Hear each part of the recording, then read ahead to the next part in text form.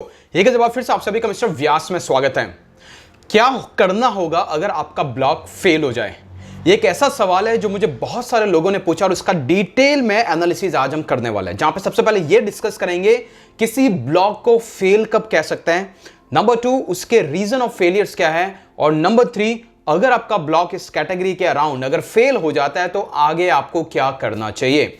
इन तीनों सवालों के जवाब आज आपको इस वीडियो में मिलने वाले, सो बने रहिए अंत तक। लेकिन अगर आप इस चैनल पर नए, फटाफट से सब्सक्राइब कर दो। एग्जिस्टिंग सब्सक्राइबर हो तो लाइक और कमेंट भी कर देना, यह मत भूलिएगा। तो चलिए शुरू करते हैं।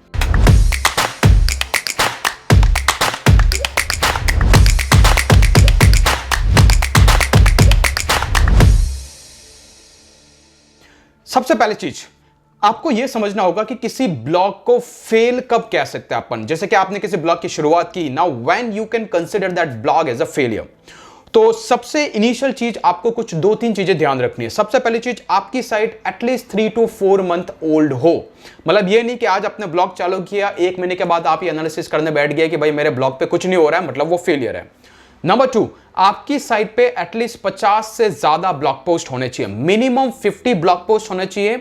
आपकी site at least 3 to 4 month old होने चाहिए, तो आप अभी एनालिसिस स्टार्ट करेंगे। लेकिन इससे पहले की कैटेगरी में आप फॉल करते हो तो शायद ये वीडियो आपके लिए नहीं है। अभी किसी ब्लॉग को अपन फेल कैसे काउंट करते हैं? क्या वो ब्लॉग आपका कितना अर्निंग कर रहा है, क्या वो ब्लॉग आपको कितना ट्रैफिक लेके आ रहा है, कौन सा ऐसा क्राइटेरिया है जिसकी वजह से आप ये डिसाइड करेंगे कि आपका ब्लॉग फेल हो रहा है। सो माय फ्रेंड, इन सबसे ऊपर एक क्राइटेरिया है और वो है आपके ब्लॉग पे आने वाले गूगल के ऑर्गेनिक इंप्रेशंस। जी हां, आपको सिंपली सर्च कंसोल को लॉगिन करना है। उस सर्च कंसोल में लॉगिन करने के बाद ये जो इंप्रेशन का ऑप्शन है उस पर जैसे आप क्लिक करेंगे, अगर आपको वहां पर एक इंक्रीमेंटल ग्राफ दिख रहा है, मतलब गूगल आपकी वेबसाइट को इंप्रेशंस दे रहा है। अगर वो इंक्रीमेंटल ग्रोइंग रेट में, चाहे वो 10-20 क्यों ना हो, अगर वो ग्रोइंग रेट में है, मतलब कि आपकी साइट आज नहीं तो कल जबरदस्त परफॉर्म करेगी। लेकिन अगर वो ग्राफ कुछ इस तरीके का है जहां पर वो डाउनवर्ड डायरेक्शन में है, जहां पर एक तरीके से इंप्रेशंस या तो ना के बराबर है या फिर ऑलरेडी कुछ 5-10 इंप्रेशंस आए वो भी 0 के आसपास हो गए हैं, तो गाइस ये होगा आपके ब्लॉग का फेलियर। अगर आपको इनिशियल चेक करना है तो क्या अभी आप ब्लॉग बंद कर दें? नहीं, ये एक इनिशियल चेक है कि क्या आपकी साइट गूगल की नजर में परफॉर्म करने लगी है या नहीं लगी है। इसलिए हमें इसी पैटर्न को नेक्स्ट चेक करना होगा आने वाले 5 से 6 महीने तक। ओके, तो सबसे पहली चीज, आपके ब्लॉग का फेलियर है या नहीं है आपको काउंट करना है based on the impressions graph, कि वो अगर इंक्रीमेंट हो रहा है दैट मींस कि गूगल आपकी साइट को कहीं ना कहीं ऑर्गेनिकली डिस्प्ले करवा रहा है। अगर आपका ट्रैफिक गोल है वो है गूगल का एसईओ से। ओके, सो अगर ये डाउनवर्ड डायरेक्शन में, दैट मींस कि यहां पर एक पॉइंट ऑफ कंसर्न है। लेकिन ये इनिशियल चेक्स है, शुरुआत के 3-4 महीनों का चेक्स है, तो यहां पर हम फाइनलाइज नहीं करेंगे। लेकिन आपको यह आइडिया लग जाएगा कि आपको अभी डेडिकेटली इसी साइट पे काम नहीं करना है, क्योंकि जिस साइट के 4 से 5 महीने में 50 से ज्यादा कंटेंट लिखने पे अगर आपको इंप्रेशंस नहीं आ रहा है, मतलब कुछ ना कुछ आप गलती कर रहे हैं। तो अभी यहां पर सवाल आता है, क्या ऐसा रीजन है जिसकी वजह से आपकी साइट इस फेलियर की तरफ और फेलियर के डायरेक्शन की तरफ मूव हो रही है? That's number 2। और इसके यहाँ पे 4 से 5 रीजन हो सकते हैं। उसका सबसे पहला रीजन हो सकता है आपने कोई ऐसी टॉप लेवल हाईली कॉम्पिटिटिव एक ब्रॉडर नीश को चूज किया है। एक बार फिर से रिपीट करूंगा, आपने एक हाई लेवल ब्रॉडर नीश को चूज किया है और उस नीश के अंदर आपकी साइट की कोई ऑथोरिटी बनी ही नहीं है।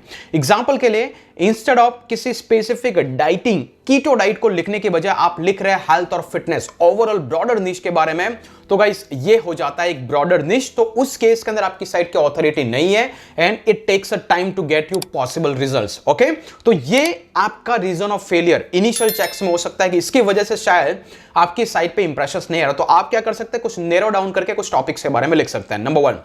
नंबर 2 जो है, आप जिन जिन कीवर्ड पे आपने रिसर्च करके लिखा है, या तो वो कीवर्ड पे किसी भी टाइप का सर्चेज नहीं है जिस कंट्री से आप इंप्रेशंस चाहते हैं। मान लीजिए कि आपने एक ऐसा कीवर्ड टारगेट किया है जिसके मंथली सर्चेज ही 5 to 10 के अराउंड है, तो ऑब्वियसली जो फर्स्ट में रैंकिंग वेबसाइट होगी वही ट्रैफिक लेके जाएगी। आप सेकंड और थर्ड पेज पे आपको कभी ट्रैफिक नहीं आएगा। तो दूसरा रीजन आपको ये चेक करना है, वो आप एचरेफ में जा सकते हैं, सेमरस में जाकर ये देख सकते हैं कि आपकी साइट के कितने ऑर्गेनिक कीवर्ड टॉप 100 के अंदर आ रहे हैं। और उनका ओवरऑल सर्च वॉल्यूम क्या बन रहा है। अगर वहां पर आपको 5 से 10 भी रिजल्ट्स दिख जाते हैं जो 30 और 40 की पोजीशन पे है, तो आप ये एनालाइज कर सकते हैं कि चलो ये आगे की तरफ पाएंगे तो इसका रिजल्ट हम 5 से 6 महीने बाद देख पाएंगे। लेकिन अगर वहां पे कुछ भी नहीं दिख रहा है, दैट मींस कि ये भी आपका रीजन ऑफ फेलियर है कि आपने वहां पर प्रॉपर सर्चेस नहीं किए।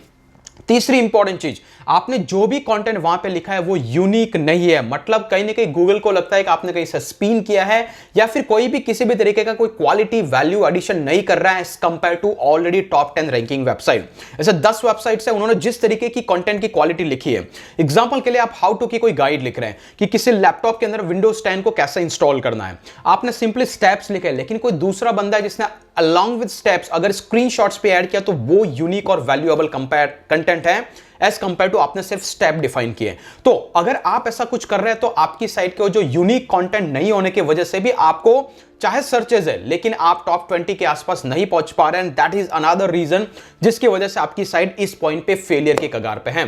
तो ये हो गया आपके 4 पॉइंटर्स। और पांचवा जो सबसे इंपॉर्टेंट है वो ये है कि इनिशियली जब आप किसी की वेबसाइट को बिल्ड करते हैं तो उसमें कुछ बैकलिंक का पुश होना जरूरी है। और ये बैकलिंक जरूरी नहीं, एक कॉन्टेक्सचुअल बैकलिंक का है। ये बैकलिंक हो सकता है आप किसी तरीके से कोई प्रोफाइल बैकलिंक जनरेट करें या फिर किसी तरीके के टियर 1 और टियर 2 बैकलिंक को जनरेट करें। बैकलिंक को लेकर के पूरी प्लेलिस्ट का लिंक मैं डिस्क्रिप्शन में दे दूंगा और आई बटन में भी मिल जाएगा। तो इनिशियली आपकी वेबसाइट पे आपको कुछ बैकलिंक को पुश करना है, चाहे वो वेब 2.0 से आए या फिर किसी टाइप के पीबीएन से आए, किसी भी टाइप के प्रोफाइल से आए, बट एटलीस्ट 25 से 30 बैकलिंक आपको पुश करना है to get information to the Google. At least web 2.0 आप बना सकते हो, राइट?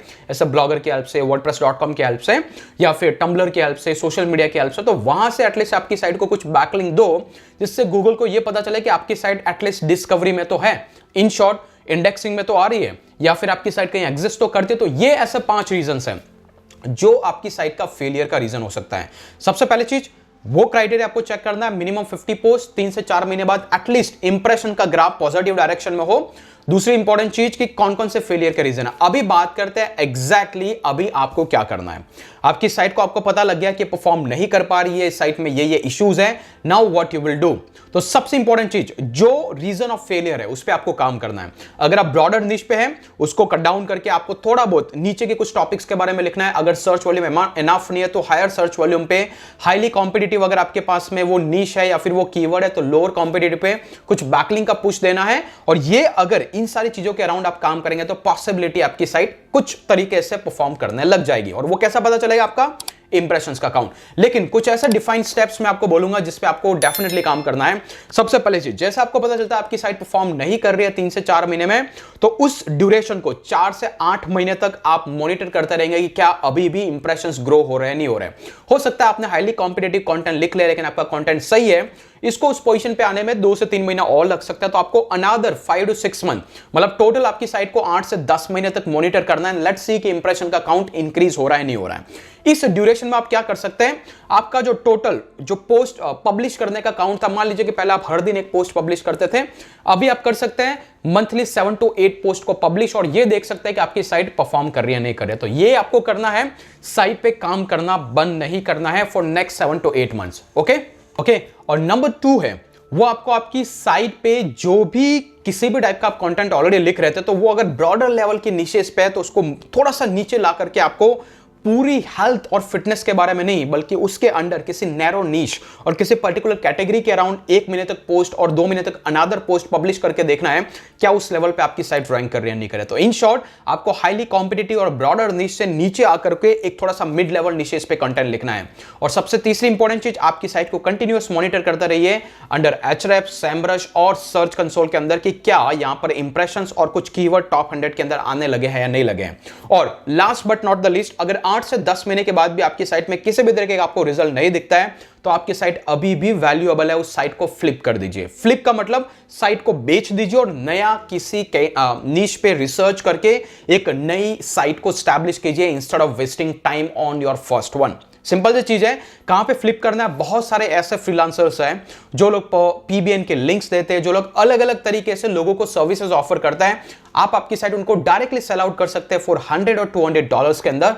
और अगर वो साइट को परचेस करता है तो अल्टीमेटली आपको एडवांटेज ये हो जाता है कि आपका इन्वेस्टमेंट रिकवर हो जाता है।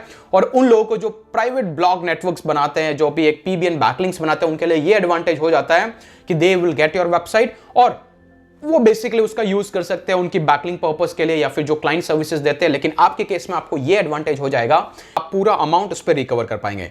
तो होपफुली आपको ये सारी डिटेल पता चली होगी कब आपकी साइट को कंसीडर करना वो फेलियर है, उसके रीजन क्या है and what next you have to do.